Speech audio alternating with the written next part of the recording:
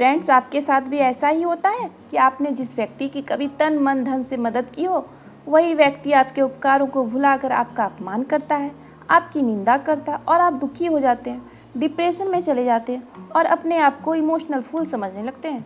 भाई, आपको ना दुखी होने की आवश्यकता है और ना आप इमोशनल फूल हैं। तो चलिए इसी बात पर एक छोटी सी कहानी सुनते हैं यूकेन स्टोरीज पे।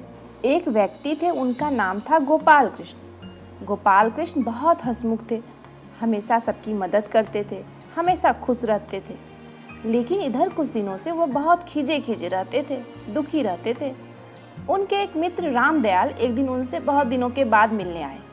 रामदयाल ने देखा उनका हमेशा खुश रहने वाला, प्रसन्न रहने वाला मित्र बहुत ही उदास है। रामदयाल ने अपने मित्र गोपाल कृष्ण से पूछा, क्या बात है? कोई परेशानी है तो मुझे बताओ, शायद मैं तुम्हारी कोई मदद कर पाऊँ।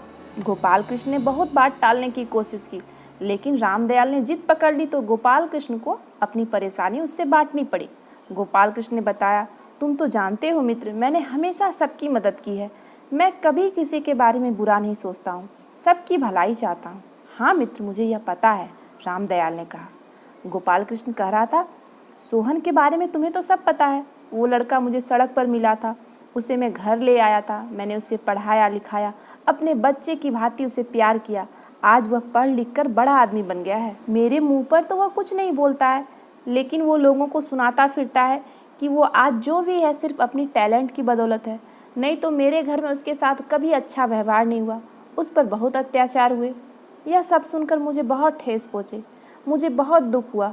मुझे लगता है कि मैं डिप्रेशन में चला जाऊँगा। क्या मैं सचमुच इमोशनल फूल हूँ? रामदयाल गोपाल कृष्ण की बात सुनकर बोले, मैं अच्छी तरह से जानता हूँ कि तुमने सोहन को अपने बेटे जैसा ही प्यार किया, उसी तरह उसकी देखभाल की। मुझे लगता है कि लोग उसकी सारी सफलता का श्रेय तुमको ही दे रहे हैं। ऐसे में वो आत्मग्लानि से भर उठता है और तुम्हारी निंदा करता है। मित्र, दुनिया ऐसी ही है, इसमें दुखी होने की आवश्यकता नहीं है। जब तुम किसी की मदद करते हो, इसके बदले में उससे कुछ भी अपेक्षा नहीं रखो, कुछ भी नहीं। जब हम किसी से कोई अपेक्षा रखते हैं और वह पूरी नहीं होती है तो हमें दुख होता है, और जब हम किसी अपेक्षा के बिना किसी की मदद करते हैं तो सामने वाला हमारी निंदा करे या प्रशंसा करे, हमें कोई फ़र्क नहीं पड़ता। इसलिए दुखी होने की आवश्यकता नहीं है। तुम कोई इमोशनल फूल नहीं हो, तुम्हारा स्वभाव है लोगों की मदद करना और तुम लोगों की मदद करो, लेकिन कोई अपेक्षा नहीं रखना। रामदयाल की बात सुनकर गोपाल कृष्ण को समझ में आ गया कि उसने सोहन की मदद करके कोई गलती नहीं की थी। हाँ, उससे कुछ अपेक्षा रख के गलती की थी। अब गोपाल कृष्ण ज़्यादा प्रसन्न रहने लगे थे और ज़्यादा लोगों की मदद करने लगे थे, लेकिन बिना किसी अपेक्षा की। शायद अब आपको समझ में आ गया होगा कि आप इमोशनल फूल नहीं हैं।